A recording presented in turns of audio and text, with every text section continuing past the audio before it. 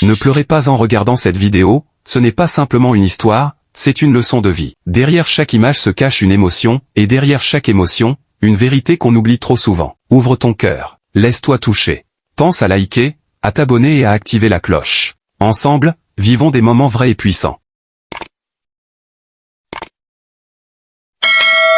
Il était une fois, dans une ville silencieuse balayée par l'hiver, un petit dalmatien du nom de Patch. Il était l'un des célèbres 101 dalmatiens, mais les années étaient passées, et la grande famille avait été séparée au fil du temps. Certains avaient été adoptés, d'autres avaient trouvé leur propre chemin, et d'autres encore étaient partis pour toujours. Patch, le plus rêveur de tous, était resté auprès de Pongo, son père, jusqu'à ce que celui-ci, vieux et affaibli, ferme les yeux pour la dernière fois sous un ciel étoilé. À cet instant, Patch sentit une douleur qu'aucun mot ne pouvait décrire. Le monde qu'il avait connu n'était plus. Il n'était plus un chiot entouré de ses frères et sœurs. Il était seul, et le silence faisait écho à son cœur brisé. Assis sur le vieux tapis du salon, Patch regardait par la fenêtre. Il se souvenait des courses folles avec ses frères, des jeux de cache-cache dans la maison, des bêtises collectives, et des rires des enfants. Mais maintenant, il n'y avait que le bruit du vent et les craquements du bois. Une larme glissa doucement de son œil. Où êtes-vous tous passés? Pourquoi suis-je le seul à être resté? Pensa-t-il en tournant la tête, espérant qu'un miracle frapperait à la porte un soir. En entendant un miaulement faible, Patch sortit sous la pluie et suivit le bruit jusqu'à une ruelle trempée. Dans un étang formé par les eaux de pluie, un chaton abandonné tremblait. Patch, sans réfléchir, se jeta dans l'eau glacée pour le sauver.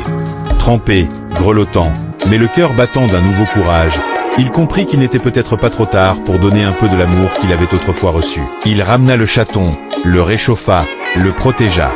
Peut-être que ma famille est partie, mais je peux en construire une nouvelle. Des jours passèrent. Le chaton, qu'il nomma Nino, grandit et suivait Patch partout. Un jour, alors qu'il marchait près des anciennes ruelles où Patch avait grandi, il entendit un jappement familier. En se retournant brusquement, son cœur s'arrêta. Lucky, son frère disparu depuis des années, se tenait là, vieilli, maigre, mais en vie. Patch, le cœur en feu, courut vers lui, les larmes coulant librement. « Tu es vivant. Je n'ai jamais cessé d'espérer. » Lucky, lui aussi bouleversé, répondit en posant sa tête contre la sienne. « Je te cherchais, moi aussi. » Patch et Lucky retrouvèrent peu à peu certains de leurs frères. Tous n'étaient pas revenus, mais ce qu'ils avaient perdu, ils le reconstruisaient petit à petit.